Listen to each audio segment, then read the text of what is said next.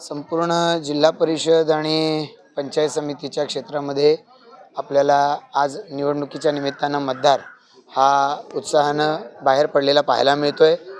या देशाच्या जडणघडणीमध्ये ज्यांचा आता गेल्या 11 वर्षामध्ये महत्त्वाचा मोलाचा वाटा आहे ते माननीय पंतप्रधान नरेंद्र मोदीजी यांचं सबका साथ सबका विकास हे विजन हे राबवण्याच्या दृष्टिकोनातून सर्व पदाधिकारी कार्यकर्ते उत्साही आहेत आणि निश्चितपणाने येणाऱ्या कालावधीमध्ये या सगळ्यांच्या माध्यमातून या सर्व ग्रामीण भागामधल्या लोकांची सेवा करण्यासाठी आम्ही तत्पर आहोत।